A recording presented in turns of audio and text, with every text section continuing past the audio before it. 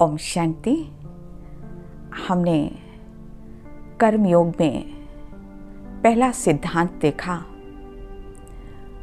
जो जीवन में सफलता के लिए भी बहुत आवश्यक है, और वो पहला सूत्र था कि हम किस तरह से आत्मिक भाव से इन इंद्रियों से कार्य कराएं जिससे हमारा ऑरा सकारात्मक हो। आज हम दूसरा सिद्धांत देखेंगे जो सफलता के लिए भी बहुत आवश्यक है। जब हम कार्य करते हैं उस कार्य में योग कैसे हो। इस संसार में कोई भी व्यक्ति निष्काम कर्म नहीं कर सकता सिवाय परमात्मा के, लेकिन जब वह परमात्मा की याद में कर्म करता है तो वह योग हो जाता है। और यही दूसरा सिद्धांत भगवान ने भगवद गीता में बतलाया।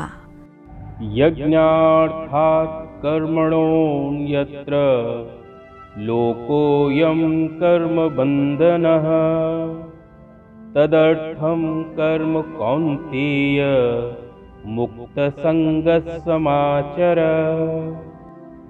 यज्ञ के निमित्त किए जाने वाले कर्मों के अतिरिक्त दूसरे कर्मों में लगा हुआ मनुष्य कर्मों से बंधता है। इसलिए हे अर्जुन, तू आसक्ति से रहित होकर यज्ञ के निमित्त कर्म कर।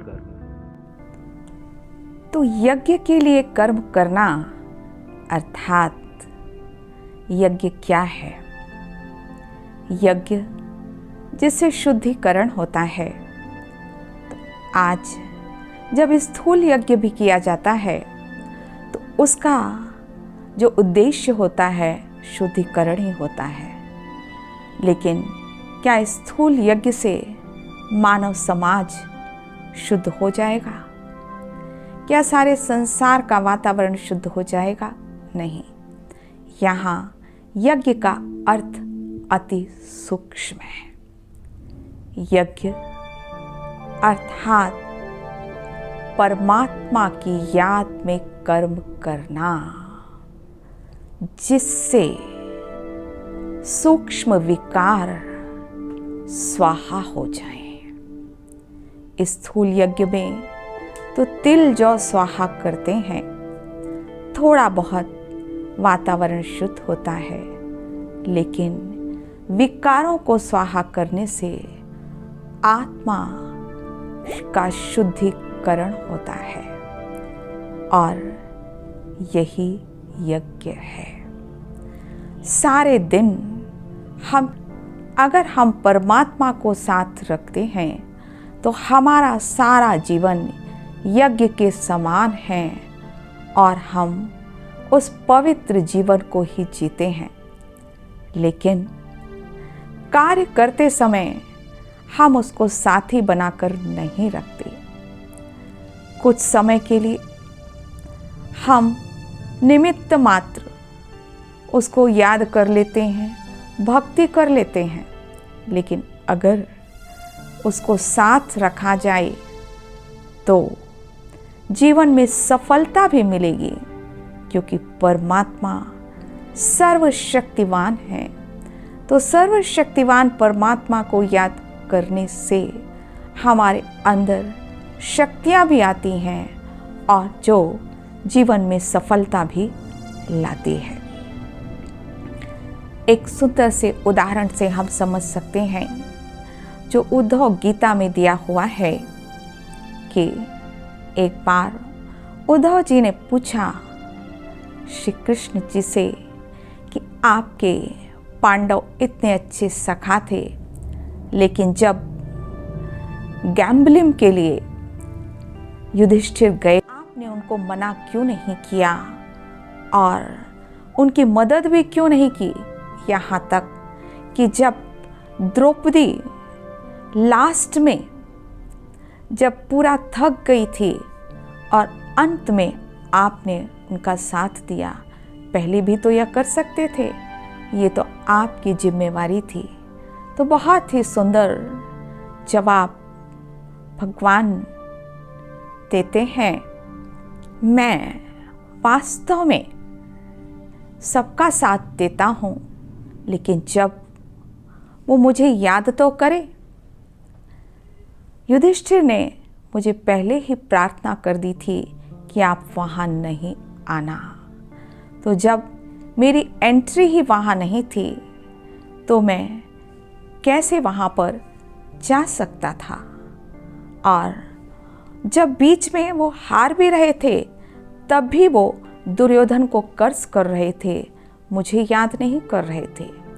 और द्रौपदी ने भी अपनी पूरी कोशिश लगा दी, पूरा सामर्थ्य लगा दिया, और उसके बाद अंत में जब उसको मदद नहीं मिली तो मुझे याद किया तो मैं पहुंच गया।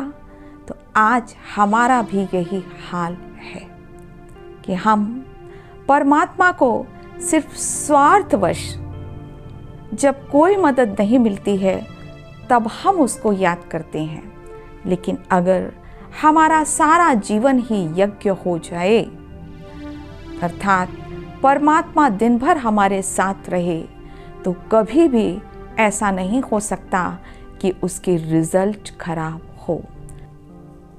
तो कल्प के आदि में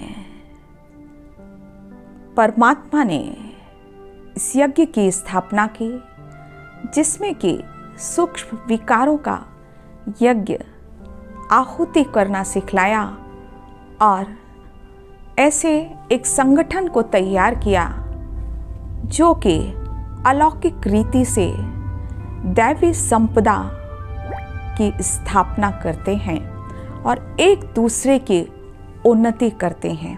अर्थात हम इस तरह से अपना जीवन जिएं और उन नियम मर्यादाओं का पालन करें जो परमात्मा हमें ब्रह्मा के द्वारा सिखला रहा है। परमात्मा ने एक बहुत बड़ी मर्यादा जो हमको सिखलाई कि अगर आप भगवान को समर्पित करके कोई कार्य नहीं करते तो वास्तव में आप चोर हो। एक उदाहरण भोजन के लिए दिया है। यज्ञशिष्टाशिनः सन्तो मुच्यन्ते सर्वकिल्बिषैः भुञ्जते ते त्वघं पापा ये पचन्त्यात्मकारणात्। यज्ञ से बचे हुए अन्न को खाने वाले श्रेष्ठ पुरुष सब पापों से मुक्त हो जाते हैं। जो पापी अपना शरीर पोषण करने के लिए अन्न पकाते हैं वे पापों को ही खाते हैं। तो जो भोजन स्वयं के लिए बनाता है वो वास्तव में पाप को ही खाता है, और जो यज्ञ से बचे हुए भोजन को खाता तो प्रसाद का कितना महत्व होता है, क्योंकि हमारे संकल्पों का असर भी भोजन पर होता है। तो ना जाने कितने लोगों के संकल्प उस पर लगे हुए हैं। बनाते तो लास्ट में हैं, तो जैसे ही हम परमात्मा की याद में उस भोजन को बनाते हैं तो अपने आप ही वो भोजन पवित्र हो जाता है, उसका शुद्धिकरण हो जाता है। तो यज्ञ में शुद्धिकरण होता है, इसीलिए उसको प्रसाद कहा जाता है। तो दूसरा सिद्धांत यही है कि हम परमात्मा की याद में हर कार्य करें, एक दूसरे से सहयोग से। जो परमात्मा श्रीमत दे रहा है, जो डायरेक्शन दे रहा है, उस डायरेक्शन के अनुसार चलें, जिससे कि बहुत ही सुंदर संसार आ जाए और यह कर्म योग से हमें सफलता की भी प्राप्ति हो। ओम शांति।